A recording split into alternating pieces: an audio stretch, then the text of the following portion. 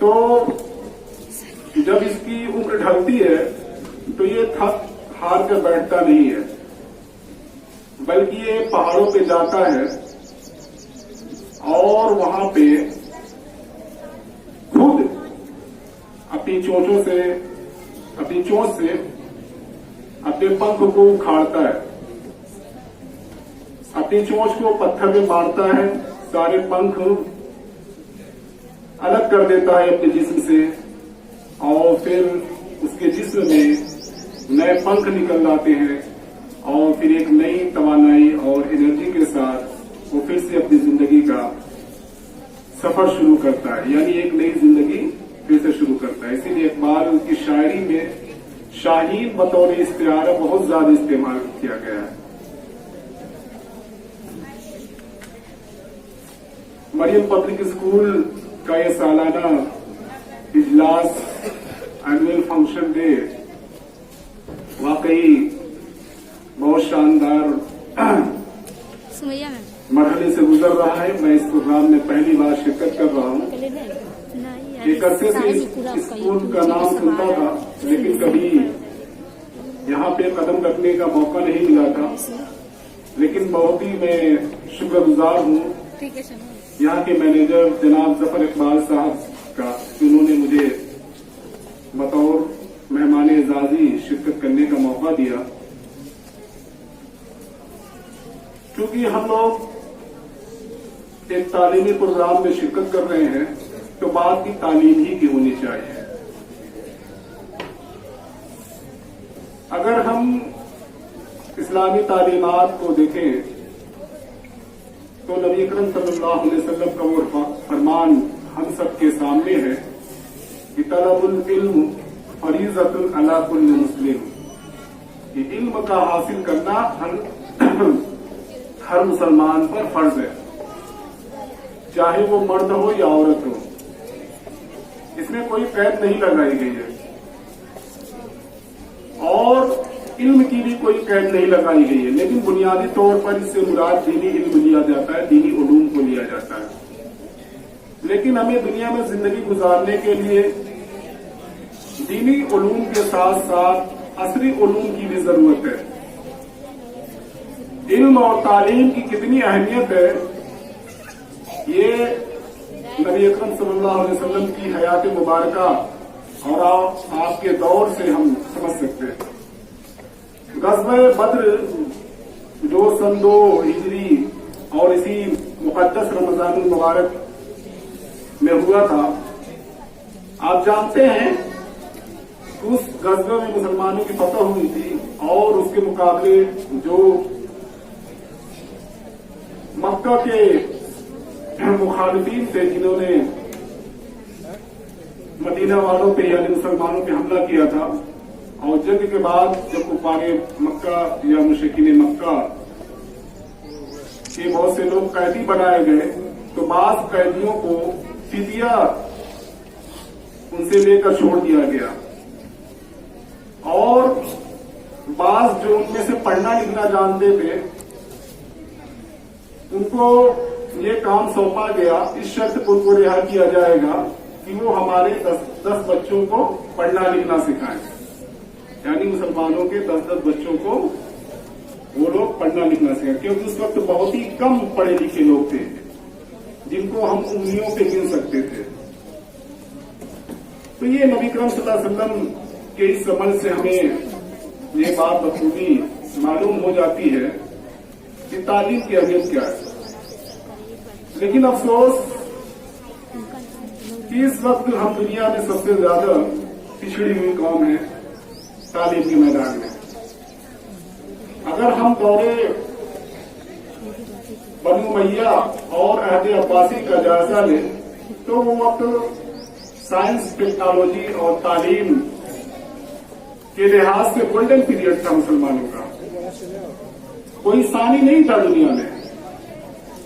Europe کے لوگ آتے تھے مسلمانوں کے ممالک میں، بغداد میں خصوصاً، بخارا وغیرہ میں، جہاں پہ بڑی بڑی یونیورسٹیاں تھیں، کالجز تھے، مدرسے تھے تعلیم حاصل کرنے کے لیے۔ اسی طریقے سے اسپین میں آتے تھے لوگ तालीम हासिल करने के लिए।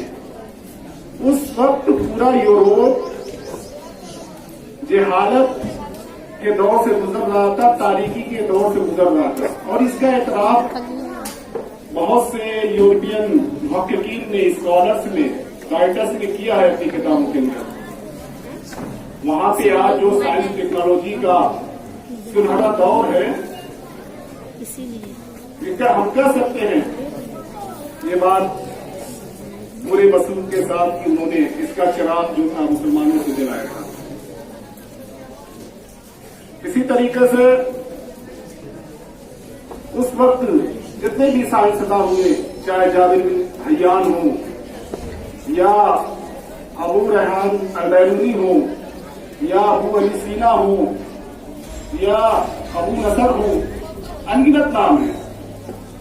ये लोग सिर्फ साइंसदान नहीं थे अपने जमाने के, सिर्फ मुख्तलिफ उलूम के माहिर ही नहीं थे, बल्कि ये अपने जमाने के आलिम दीन भी थे, हाफिज भी थे। अबू अली सीना की हयाती को पढ़िए, उसकी जिंदगी को पढ़िए, तो हमें मालूम होता है कि 10 साल की उम्र में उन्होंने हिफ्ज किया था। और मुझे बड़ी खुशी है कि यहाँ स्कूल मैनेजमेंट ने अपने स्कूल के बच्चों के लिए भी हिफ्ज का शोबा शुरू किया है। तो 10 साल की उम्र में अबू अली सीना ने कुरान को हिफ्ज किया था। उसके बाद बुखारा और दीगर शहरों में उसने तालीम हासिल की। अपने जमाने का इतना बड़ा डॉक्टर और तबीब बन गया कि उसको फादर ऑफ मेडिसिन कहा जाने लगा। तो ये सारी मिसालें मैं इसलिए दे रहा हूं कि हम लोग अपने माजी को जाने समझें। हमारे ये बच्चे जो हमारे सामने आज मौजूद हैं, ये हमारी कौम का मुस्तकबिल है। किसी भी कौम का मुस्तकबिल उसकी आने वाली नस्लें तय करती हैं। अगर हम अपने बच्चों की तालीम और तरबियत पे ध्यान नहीं देंगे, तवज्जो नहीं देंगे, मेहनत नहीं करेंगे, तो यकीनन आने वाला हमारा कल तारीकी भरा होगा। हम उसी जिल्लत और रुसवाई के दौर से गुजरेंगे जैसा आज गुजर रहे हैं। दुनिया में मुसलमान हर चौथा शख्स मुसलमान है।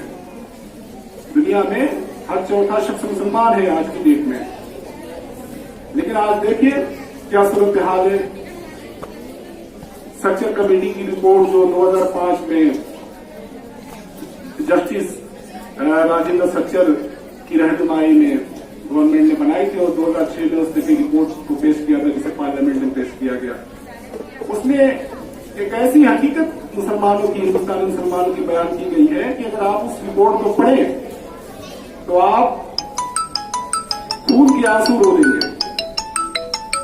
उसमें बताया गया कि मुसलमान जो है तालीमी और माशी एतबार से जो है एससी एसटी तबके से ज्यादा बदतर हालत में जिंदगी गुजार रहे हैं, जिन्हें हम दलित और कबायली तबकात कहते हैं। आप सोच सकते हैं। उसके बाद प्रोफेसर अमिताभ कुंडू की कमेटी बनी। इसी सच्चर कमेटी की रिपोर्ट को रिव्यू करने के लिए, जायजा लेने के लिए 2014 में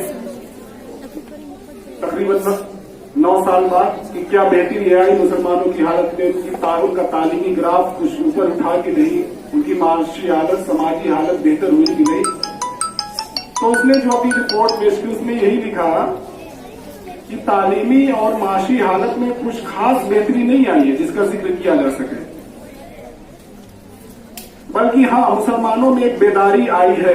मुसलमानों ने सोचना शुरू कर दिया है अपने पिछड़ेपन पे और उसके असबाब जो है तलाश करना शुरू कर दिया है।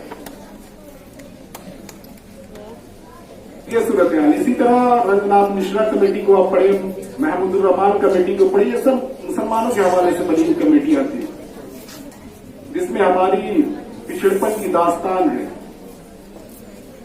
अफसोस होता है कि जिस कौम के ऊपर तालीम को फर्ज कर दिया गया था 1400 साल पहले, वो कौम आज इतनी पीछे क्यों हो गई? क्या हमने बहैसियत एक वालिद, एक सरपरस्त, एक गार्जियन की अपने बच्चों की जिम्मेदारी को निभाया है? हम जब तक हर शख्स, हर फर्द जायजा नहीं लेगा, इसके लिए काम नहीं करेगा, तो बेहतरी आना, बेहतरी पैदा होना मुश्किल है। ये हमारे बच्चे हमारी कौम के सरमाया हैं, ये हमारे ऊपर अमानत है। अगर हमने इनकी तालीम और तरबियत पे ध्यान नहीं दिया तो कल क़यामत के दिन इस ताल्लुक से भी हमारी बात पुष्ट होगी। तो प्यारे बच्चों, मैं आप सभी को जिन्होंने यहाँ पे पोजीशन हासिल की, सभी को बहुत बहुत मुबारकबाद देना चाहता हूँ। यहाँ के स्टाफ को, ये स्कूल जैसा कि मैं इसके बारे में जानता हूँ,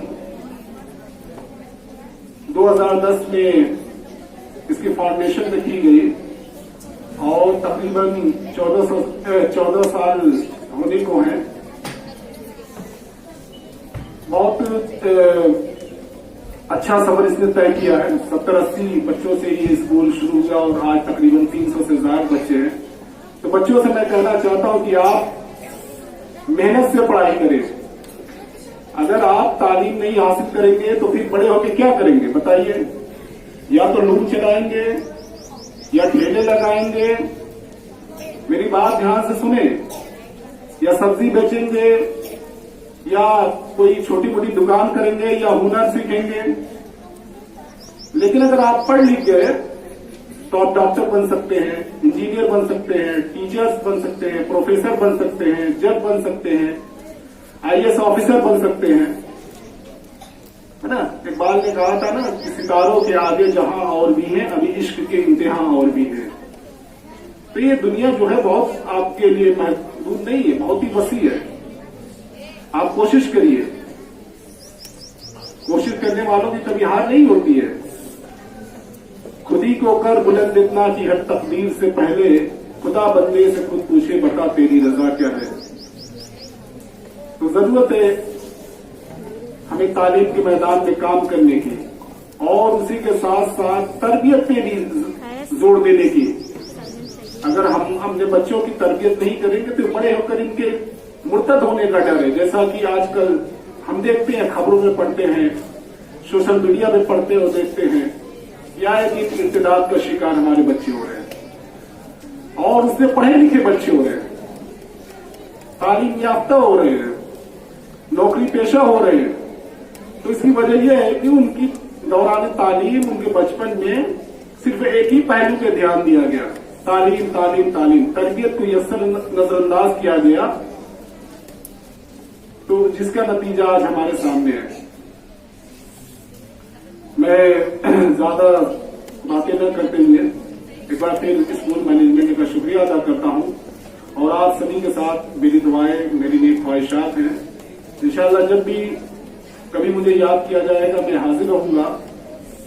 मैं आप ही के दरमियान रहता हूं और डायट गाजीपुर में अल्हम्दुलिल्लाह